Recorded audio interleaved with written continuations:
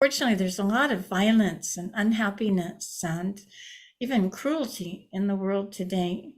So, what can we do about it? How do we fortify ourselves so that we don't get depressed and feel defeated in the face of all that's going on in the world today?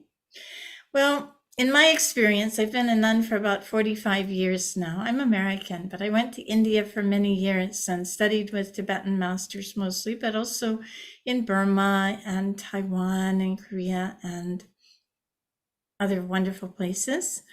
And I was also very fortunate to stay in Java for about 6 months when we held our Sakadita conference there in 2015. So it feels like coming home to be with you today. Um, the topic that I want to talk about is transforming ourselves and the world through loving kindness. And it's not just about words, it's also about practice, about meditation, about transforming our minds. So I've come to think more and more that the most important thing in the world is love. This is not original. All religious traditions talk about love. All religious founders and teachers talk about love. But how do we actually develop it in our hearts and minds? How do we overcome our own feelings of selfishness and sometimes our anger and frustration? We really need to cultivate loving kindness in our hearts. And for that, we need a practice. Meditation practice is the best way to cultivate this virtue of loving kindness. Now, in the Buddhist tradition, I'm speaking from the Buddhist tradition, but I think it's rather universal. We want to develop loving kindness not only for our friends and our own loved ones, we want to develop loving kindness for everyone. Now, this may sound pretty radical. How can we develop loving kindness for those who harm us, for our enemies, those who gossip about us or cheat us or abandon us? How do we do that? Well, the idea is to develop loving kindness equally for all sentient beings, all living beings, we could say, but in the Buddhist tradition, we're talking about beings with a mind. The question of whether trees have minds or not, we can leave it open, we can explore it. But the idea here is to develop loving kindness for all living beings. So I'd like to start out with a meditation practice to help us cultivate this attitude of loving kindness toward all living beings. We'll integrate meditation today, and I'd like you to meditate with me. So the Dalai Lama often says that love is instinctual for living beings. He gives as his evidence the fact that a newborn baby will automatically reach out with love toward its mother. So he believes that loving kindness is natural for all of us, that it's our true state of mind to be loving. But sometimes we forget. So here's how we cultivate loving kindness for all living beings. We imagine in the space in front of us, in our mind's eye, 3 people. Someone that we love very dearly, someone that we really don't like, have problems with, and on the right, a perfect stranger. So 3 different beings, the friend, the enemy, and the stranger. One by one, we practice generating love, loving kindness for each one of them. And in the end, we send loving kindness to all living beings equally, our friends, our enemies, and perfect strangers. Okay, so for those who have meditated before, please take any position that you feel comfortable with.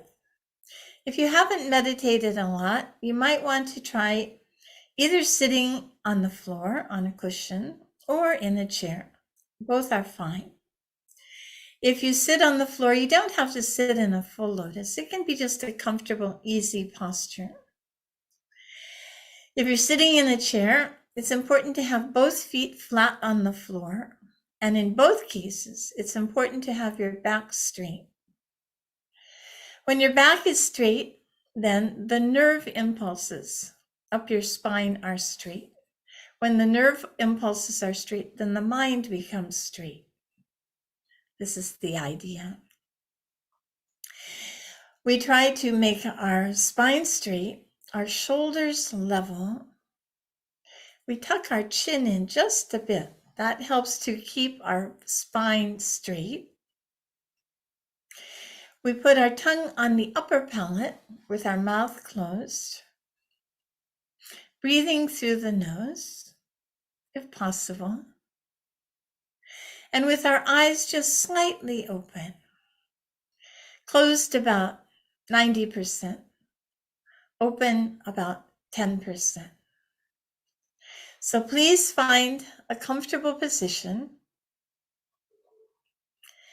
and check your posture. Make sure you're completely straight and completely relaxed. Straight and relaxed.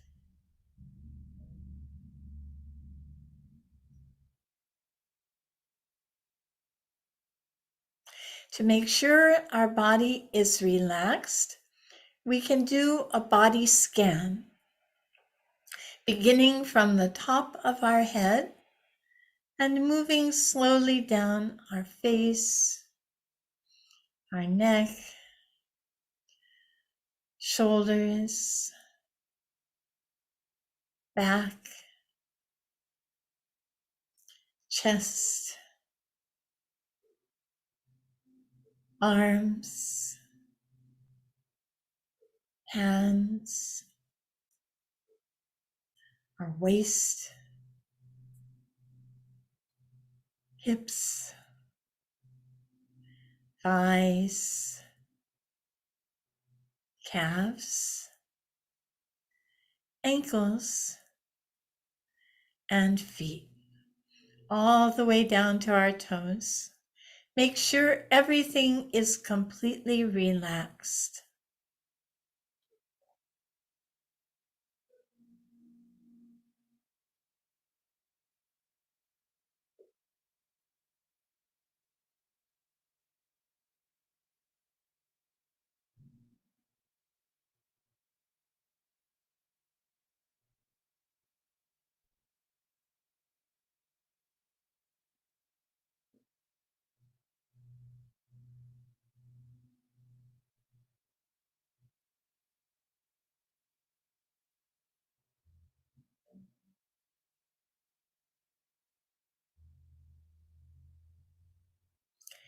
Be aware of your breathing. Breathing in and out naturally, comfortably, following the breath's own natural rhythm.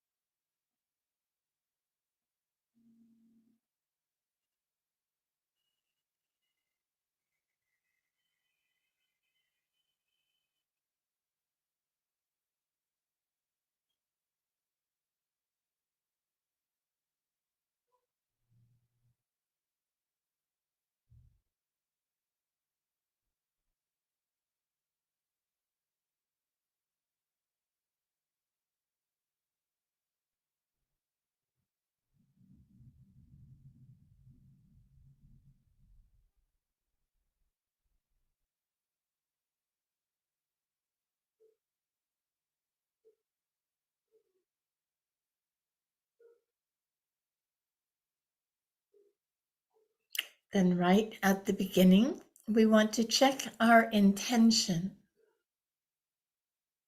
What is our motivation for meditation? Are we learning to meditate in order to be happier, more successful, less stressful? Well, that's all good. That's fine. But a higher motivation would be in order to purify our minds of all negativities so that we can be of greater service to the world, to human society, our friends and family, of course, but to a wider sphere of beings, especially those who are suffering the most.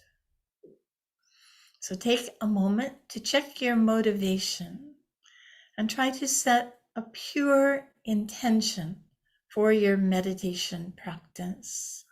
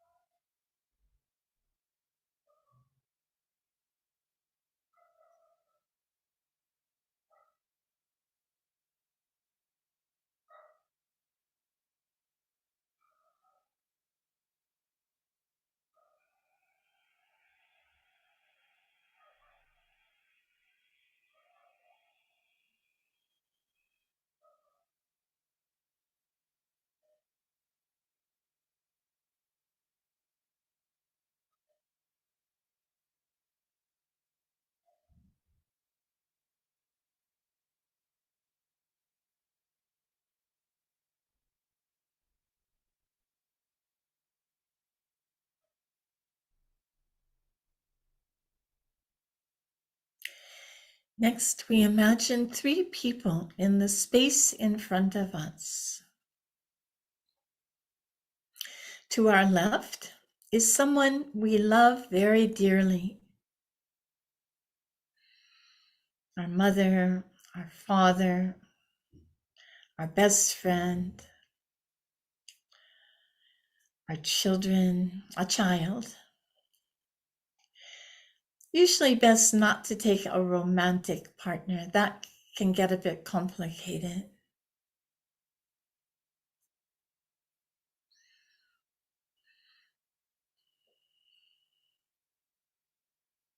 And we imagine sending loving kindness to this person. Imagine the person completely filled with loving kindness in the form of a gentle golden light.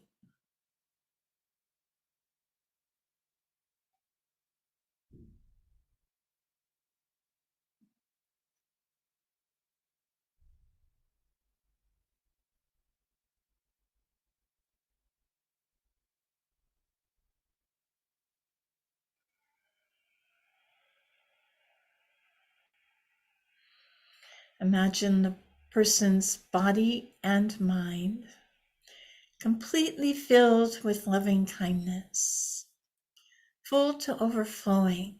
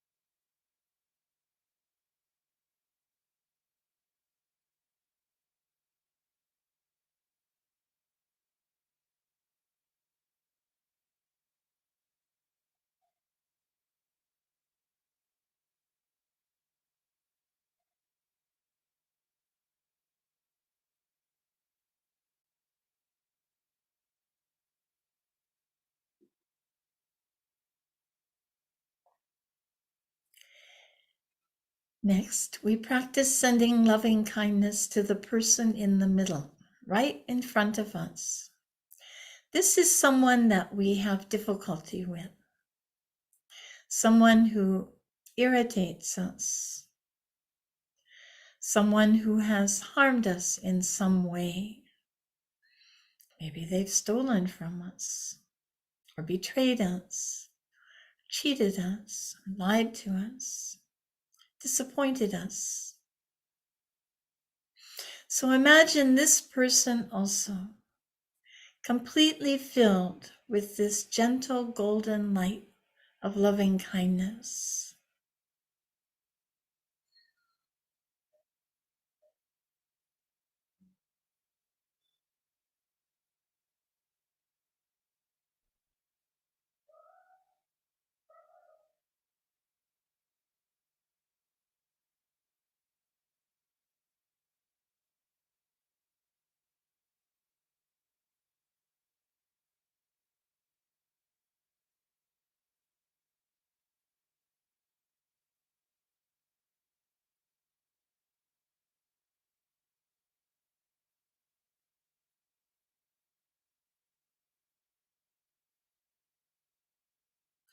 If we feel our feelings arising, negative feelings toward the person, begin again, flooding the person with this golden light of loving kindness, completely displacing all negativity, all feelings of anger or hurt.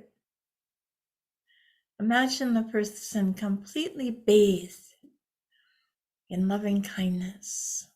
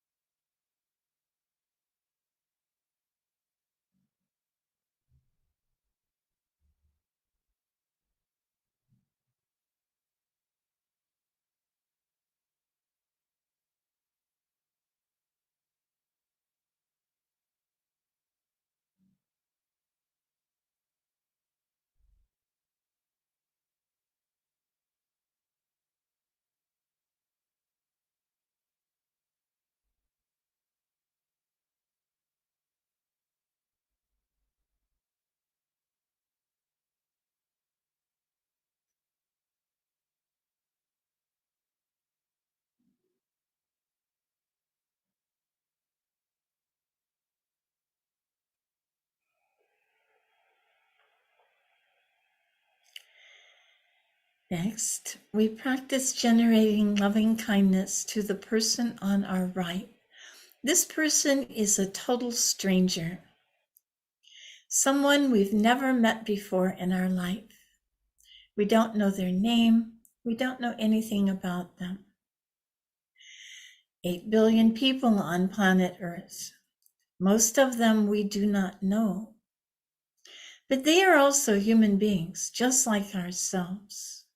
Each one of them is also facing difficulties in life. So we practice generating loving kindness to all that person who represents all the strangers, all the people we do not know in the whole world. Imagine that person also completely filled with loving kindness.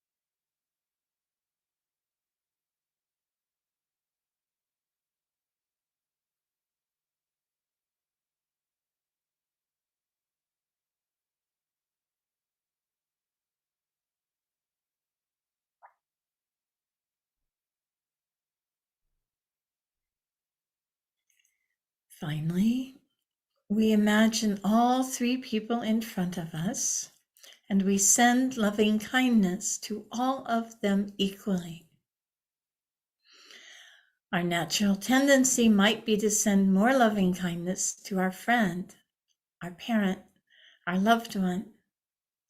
But in this case, we want to send loving kindness equally to all of the three people in front of us: friend, enemy, and stranger. So imagine all three of them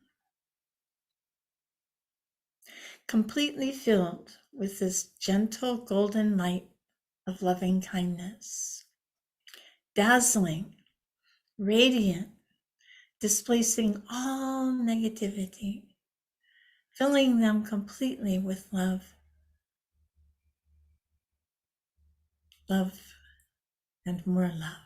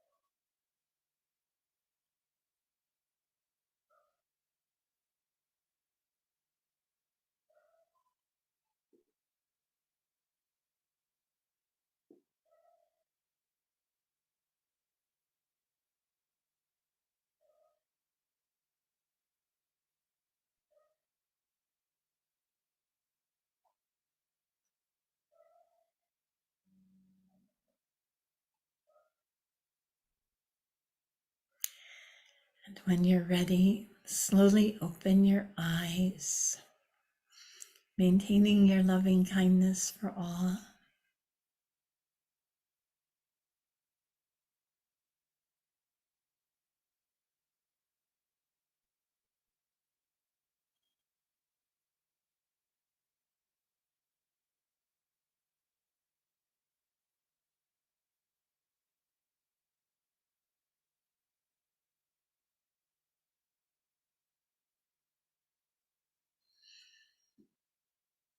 So feel the love coursing through your body. Feel the power of love in yourself, in your own experience. And imagine the power of generating loving kindness to one person is so valuable, so wholesome, so virtuous. But if we generate that kind of love to 8 billion people, it's 8 billion times more powerful, more valuable, more wholesome, more virtuous. Now, some people will naturally say, generating loving kindness to my friend, my relative, my loved one was very easy.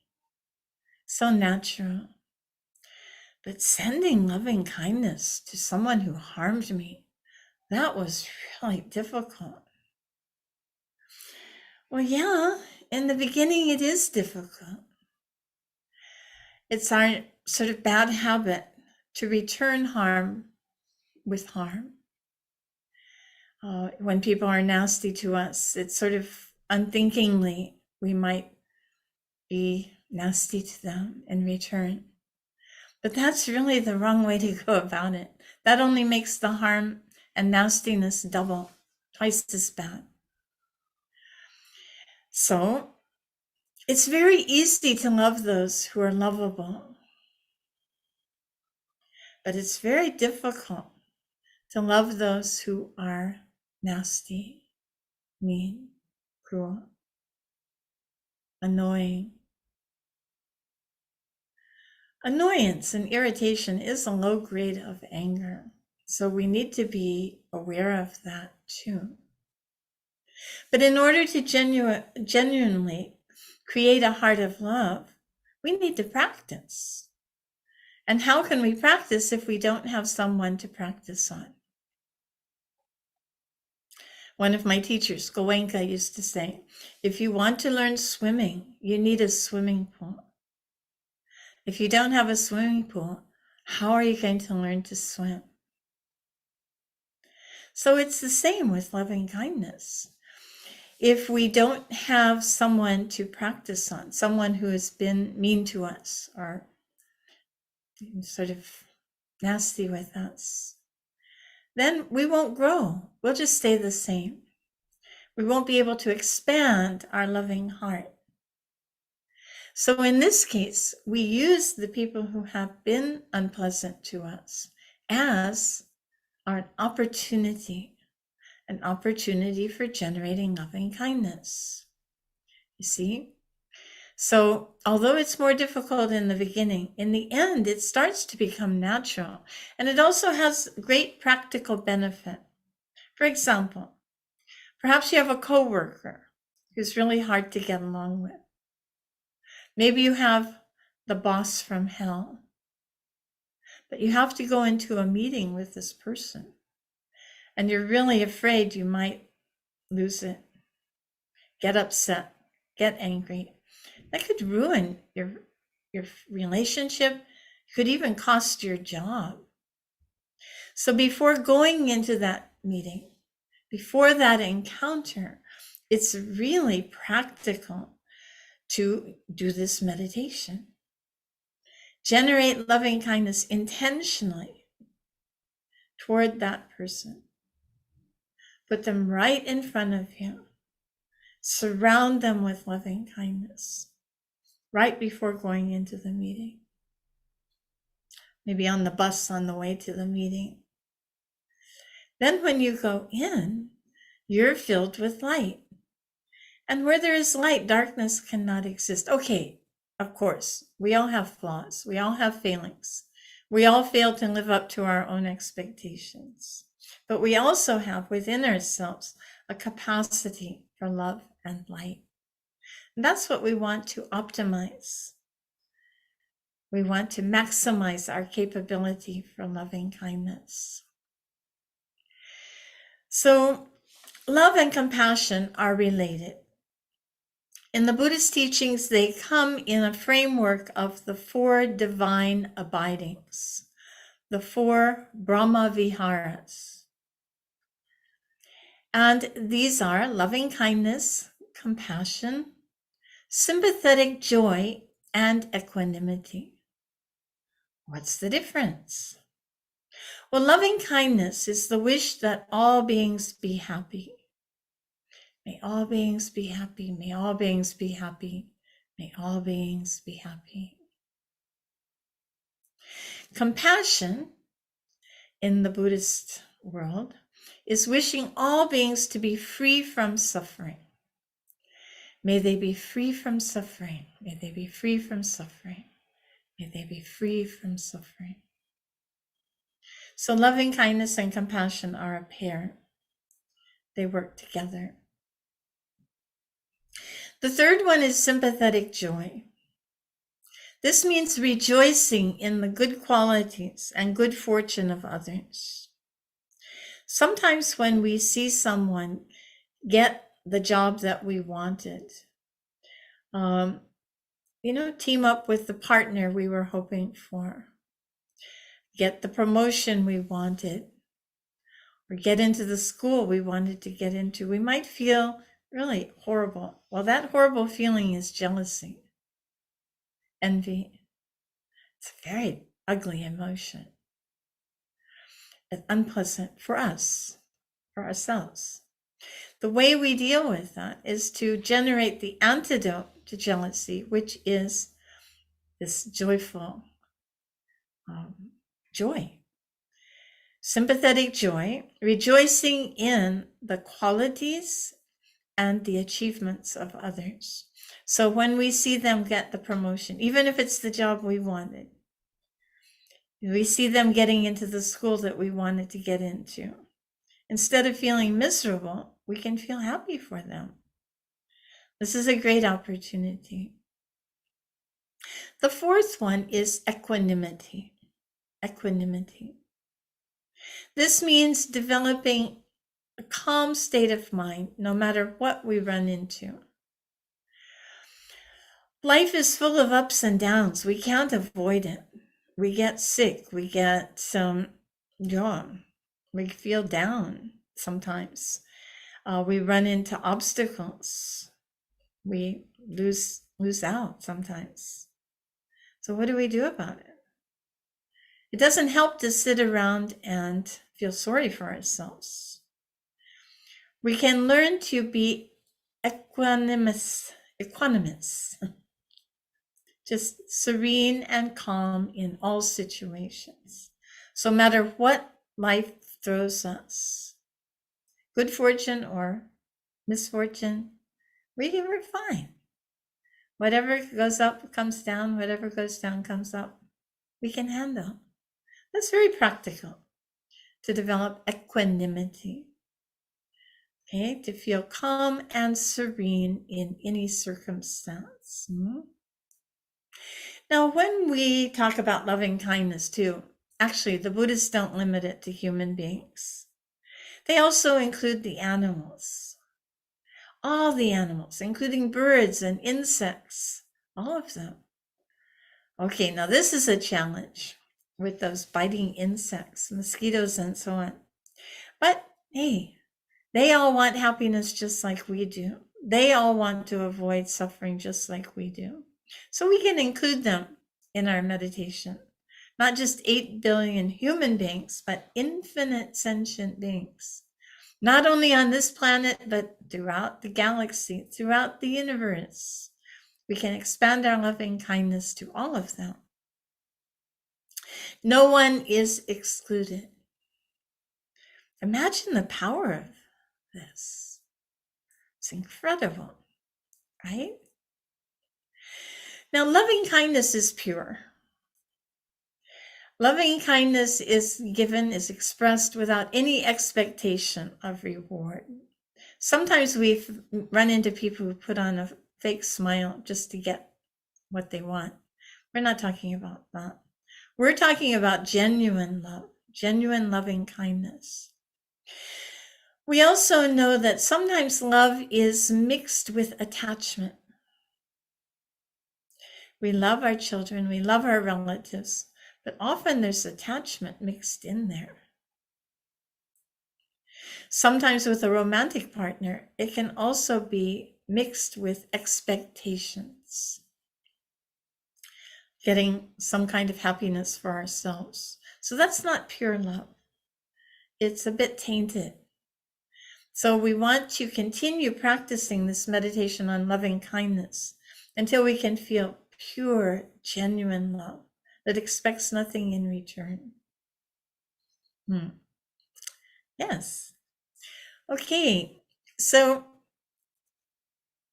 I'd like to share one more meditation with you. And this one is called Tonglen. Tonglen is a Tibetan term. Tong means to send, len means to take.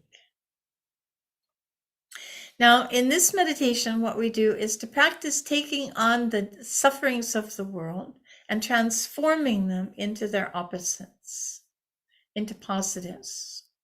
Okay? We take on all the problems of the world and then we transform them into their solutions. It's a little more advanced practice, but I think you can do it. So we imagine ourselves surrounded by infinite sentient beings. We can imagine them in a form of a human being to begin with, because that's easier. And then we imagine taking on all of their problems one by one and transforming them at a small point at our heart. Then we send out, from that point at our heart, we send out the solution, the opposite. Okay, I'll guide you through this. Now remember, don't cling to the problem. We immediately transform it into its opposite. Okay? So again, sit comfortably with your back straight. If you like, you can put your hands in your lap with the right hand over the left and your thumbs touching. That forms a circle so that the winds can circulate, the winds of your body, the winds in the room. So you feel comfortable, but you don't fall asleep. Okay. Take a few breaths.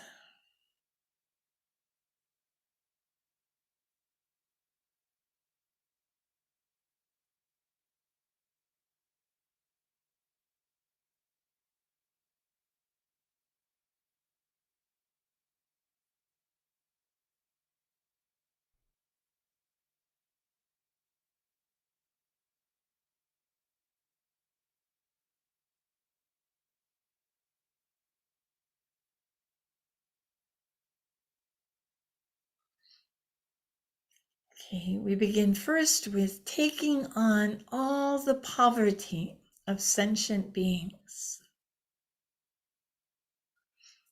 bringing it into a point at our heart and transforming it, sending it out in abundance.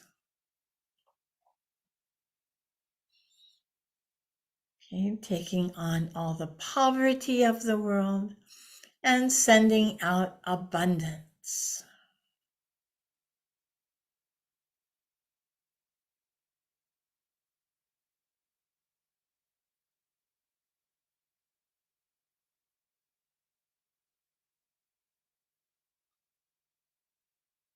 We can align this with our breathing. So as we're breathing in, we're taking in this particular misfortune. And when we breathe out this particular good fortune.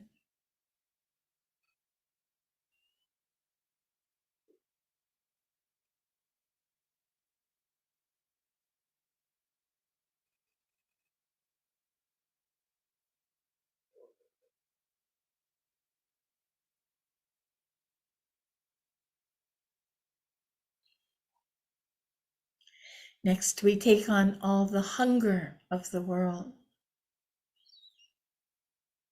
and send out all good things to eat.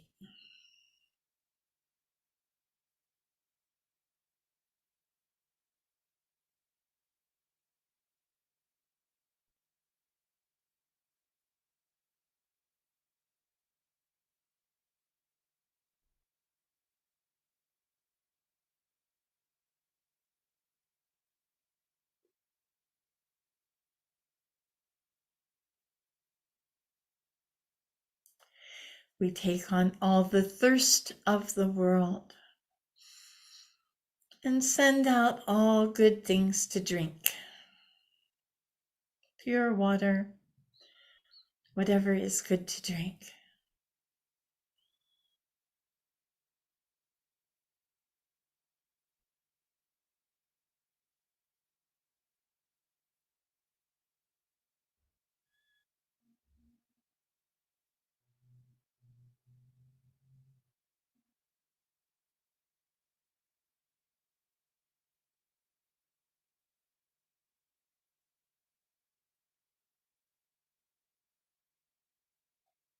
We take on all the illness in the world and send out good health.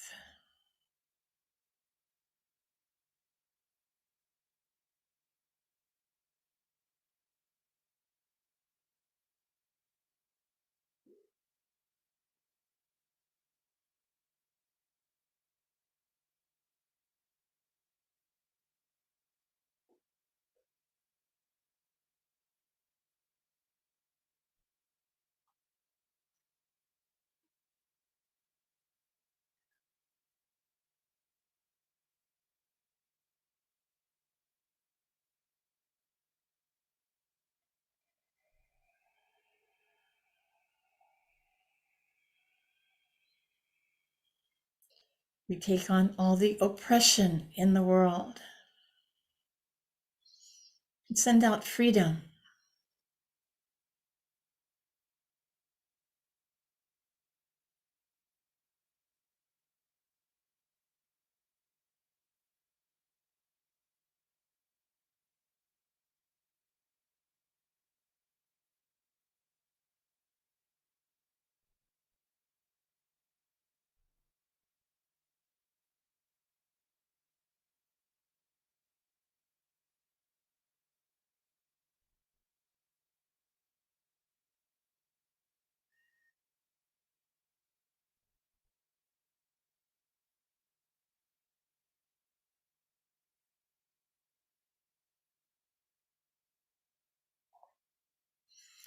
We take on all the fear in the world.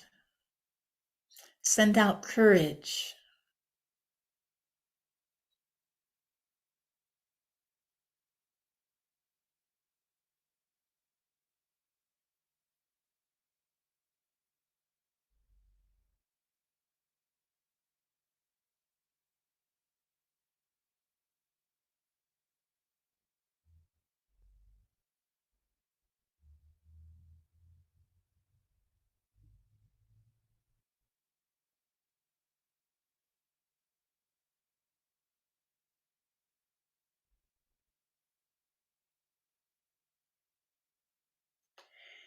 We take on all the anger in the world. Send out patience.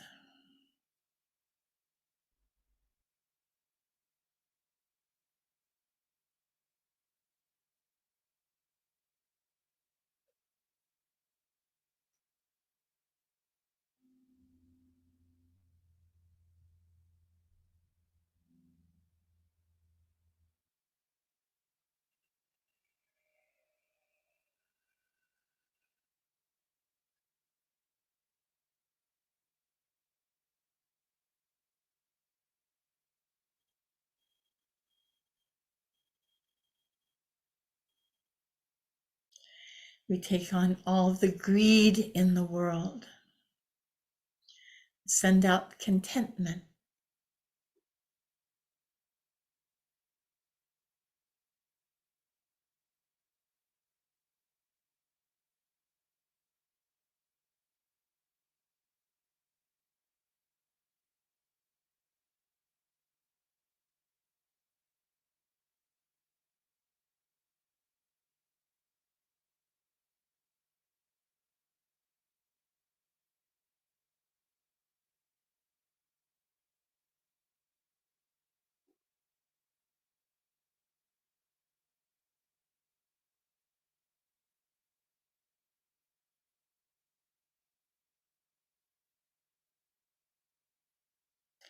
We take on all the ignorance in the world. Send out wisdom.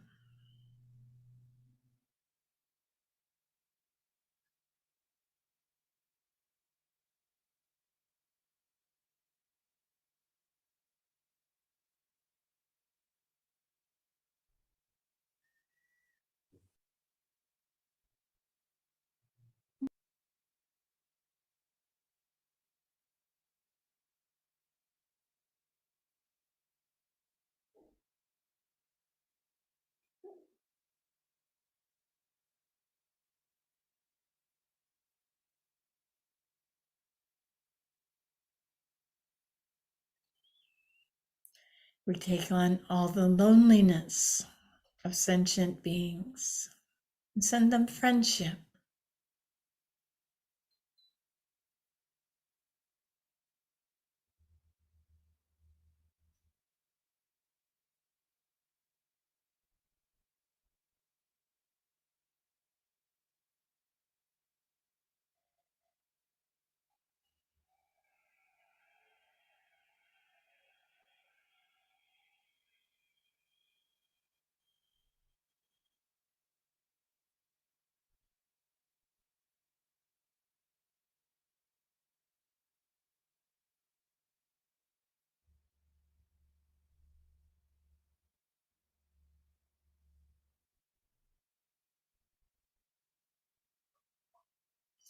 We take on all the conflicts of the world and send out peace.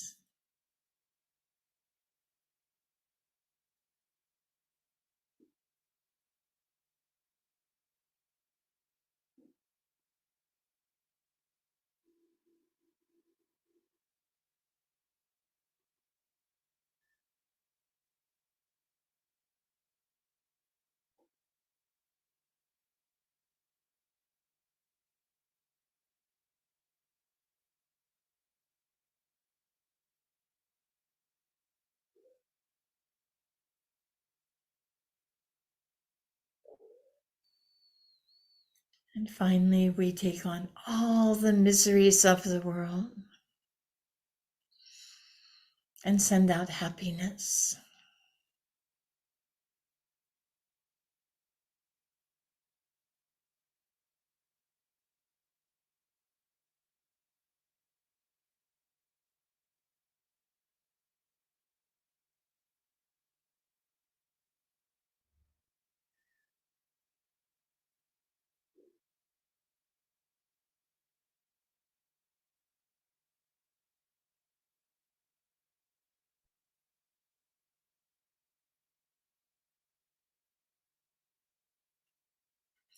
May all beings be happy.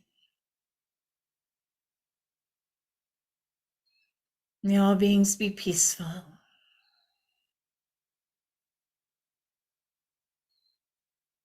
May all beings be free from suffering.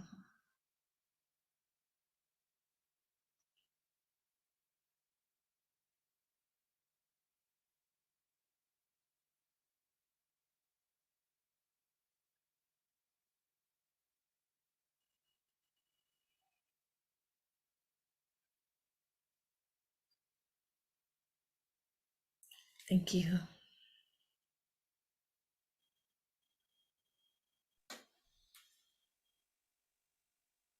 Pagi. Thank you. So if you have any questions, please feel free to ask.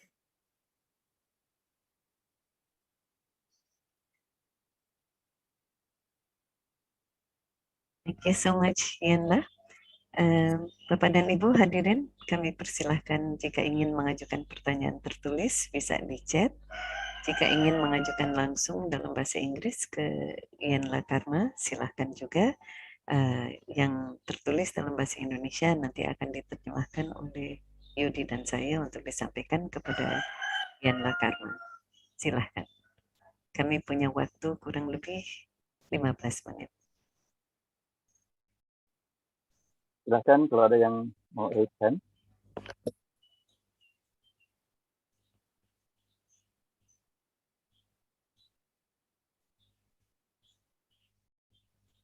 Atau juga mau sharing pengalamannya dengan meditasi ini.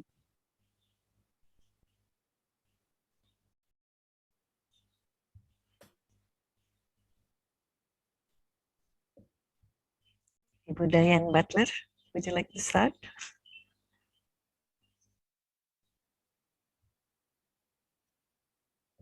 Okay. Selamat pagi.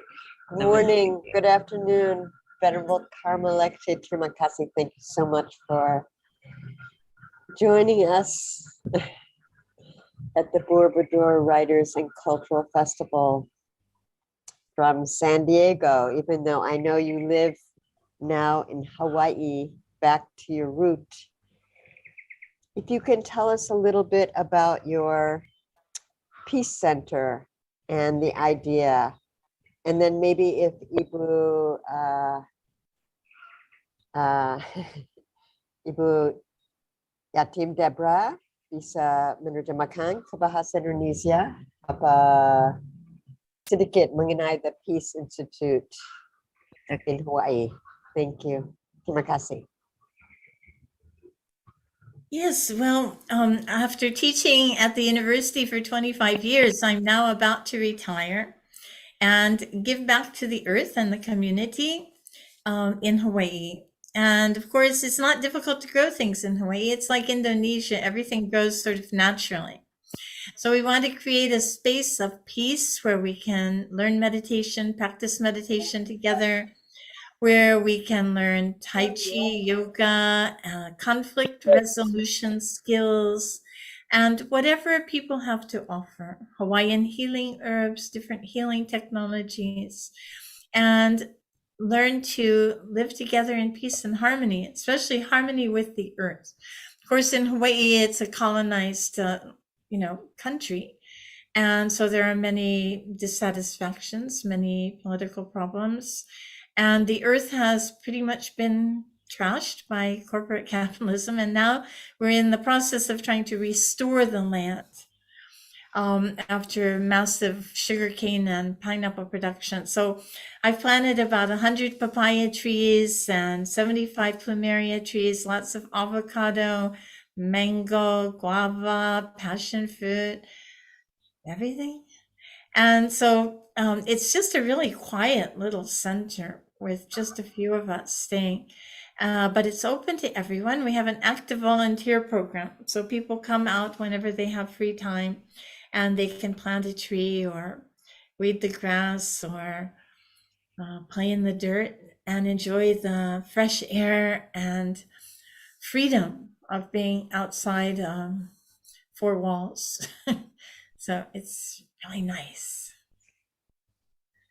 Yeah, you can see our website actually, hawaii.sakadita.org. Okay, I'll just translate briefly, Yanla. Jadi Ibu Bhikuni saat ini membuka sebuah center pusat healing kembalikan, menyumbang kembali kepada bumi di Hawaii. Jadi menurut beliau itu Hawaii sebuah lokasi yang dijajah, sebetulnya diambil alih secara paksa, dijadikan pusat produksi sugar cane, pusat produksi gula dan nanas, dan kemudian itu sangat dikuasai oleh sifat kapitalisme. Dengan adanya center ini, Anda semua diundang untuk volunteer di situ. Kita bisa menanam pohon pepaya, pohon mangga, pohon pisang, dan kemudian kita bisa mengembalikan lagi kekuatan bagi ibu bumi, dan juga kita bisa belajar meditasi, tai chi, yoga di sana bersama-sama. Beliau sudah 25 tahun mengajar di universitas dan sekarang waktunya untuk melepaskan diri dari itu, dan beliau mengajak kita semua untuk mencari kebebasan di pusat beliau di Hawaii. Thank you, Yenla. Thank you, Ibu Diane Butler. There is one question there are several questions. There's one question from Nataya Bagya. Yenla, why do I feel really sad now? I feel like crying. Is this normal? Well, actually, I think it might be a sign of your great compassion. Sometimes we are just like children. We behave like children, just playing around when there's so many miseries in the world and we don't even notice, we don't even care. There was one Lama in Tibet who always cried because he thought about the sufferings of sentient beings. Now, we don't have to go to that extent. Actually, there are many joys in the world. Buddhism isn't just about suffering. Actually, it's about relieving suffering, right? Alleviating suffering. So But if we feel sad, it shows that we have compassion in our hearts, that we're not ignoring the sufferings of the world. I think it's a good sign. Yeah. Okay. One time I asked a Lama, this is maybe 40 years, 50 years ago. I said, I often cry. If someone's mean to me, I cry. If I miss my teacher, I cry. If someone's mean to me, I cry. What is this crying? And my teacher said, if you cry when someone's mean to you, that's self-concern. If you cry when you miss your teacher, that may be attachment. But if you cry when you think about the sufferings of sentient beings, that's compassion. So, yeah. But cheer up. There are solutions to all of this, no problem. So, and this meditation of transforming negative emotions into their opposites is very helpful. Loving kindness is very helpful. Good question. Thank you. Ibu Nataya sudah terbaik. Yes, she said thank you. Next question dari Yudhi. Yudhi mau bacakan?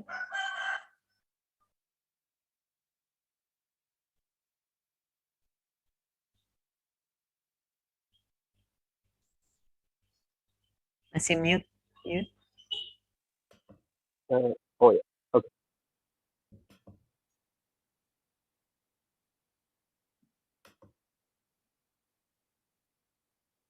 Terus dari Ramdan, apakah selalu binary seperti itu? Marah dilawan dengan wisdom? Bukankah hidup lebih sering abu-abu, bukan hitam putih?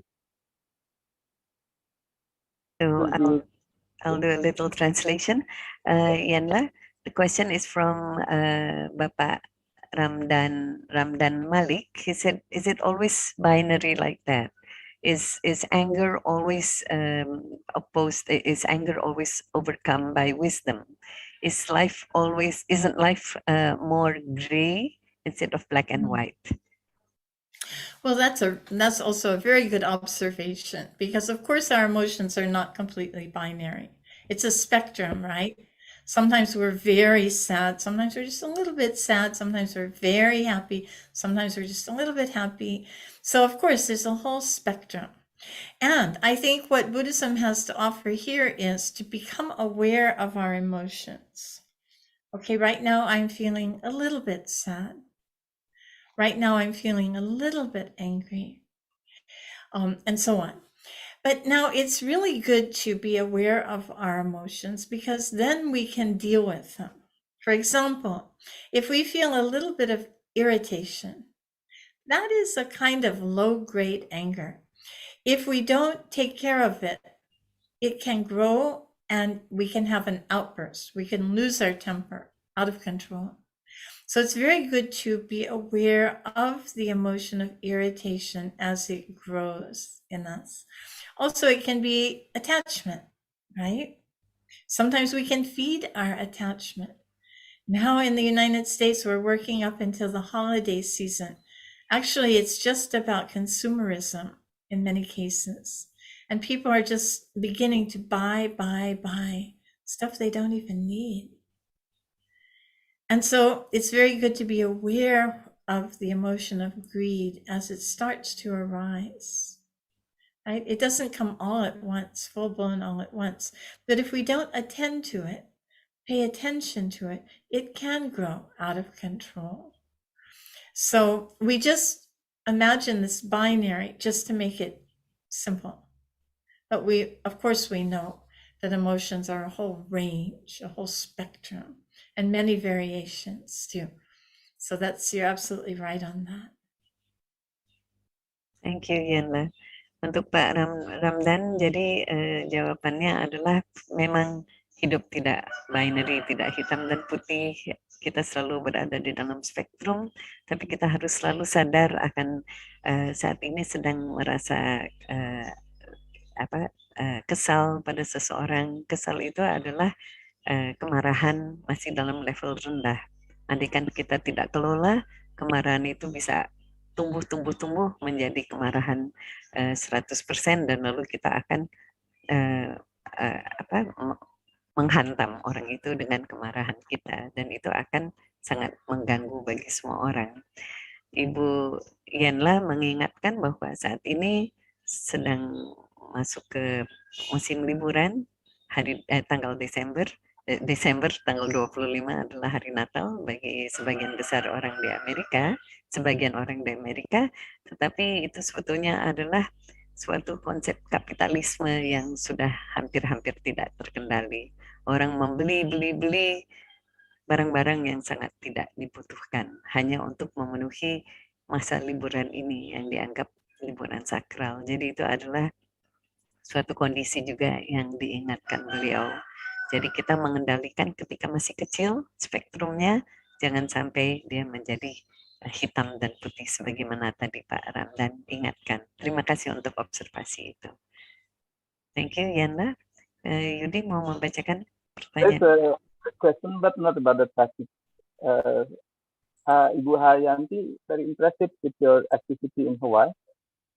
She asked how to join. If you want to join your activity, the organization that you are in Hawaii. Could you please repeat the question?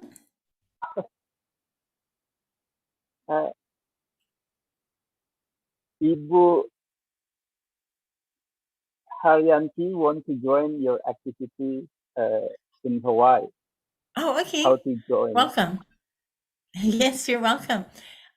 We have very simple accommodations. Mostly it's like camping out. We don't have electricity. We have solar, but it's very sort of earthy. And so, but we welcome visitors. So if you come to Hawaii, please feel free, welcome to visit us. I think you'll find it's very much like Indonesia, actually. The landscape and the climate is very similar to Indonesia, a little bit cooler. So Very it's, yeah, very comfortable.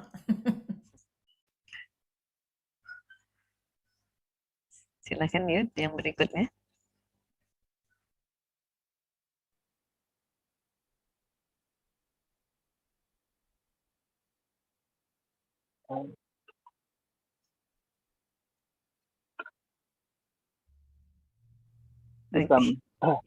Silakan.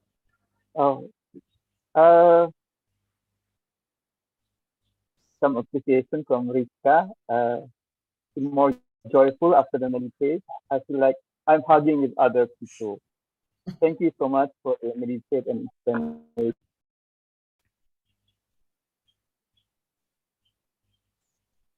Yes, I think meditation on loving kindness makes our heart happy. So it's really a good antidote to anything that's bothering us. It's a wonderful practice. So we can practice when we get up in the morning, you know. We can begin by watching our breathing and then generating loving kindness. And again, before we go to sleep at night, we can calm down, sit for a few minutes, watch our breathing, and then generate loving kindness to all living beings. And we'll have a very nice, peaceful sleep.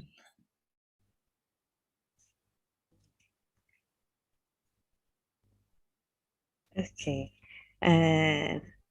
And on that note, thank you very much, Yanla, for this wonderful session on this third day of the Borobudur Cultural Writers and Cultural Festival. I'm afraid time is almost up. We have 1 minute left. Would you like to leave us with a few wise words to strengthen and fortify us for the rest of the day? Yes, of course. There's so much to say, and our time is so short, but it's been a joy to be with all of you today. I'd like to end by saying that in Sanskrit, the word for loving kindness is Maitri. Many of you know because Bahasa Indonesia has many Sanskrit words. So Maitri is the word for loving kindness. And also the name of the future Buddha is also Maitreya, meaning loving kindness. So this is a good thing. We make a connection with Buddha Maitreya. If we don't get enlightened in this lifetime, we can hope to be reborn at the time of Buddha Maitreya. So I'll just end with a few words from His Holiness Dalai Lama. His favorite prayer, which is from Shanti Deva, who came to Indonesia, to Java, long time, Sumatra, actually, long time ago. He says, for as long as space remains, for as long as sentient beings remain, until then, may I too remain to dispel the miseries of the world. So we take joy in our meditation practice and our Dharma discussion, and then we share the merit of this practice with all sentient beings throughout space and time. Thank you. Thank you. Thank you very Sadhu. much. Sadhu. Baik, Bapak dan Ibu, selesai sesi meditasi kita yang hari ketiga dalam BWJF. Salam bahagia, sampai jumpa dalam meditasi esok pagi. Shalom.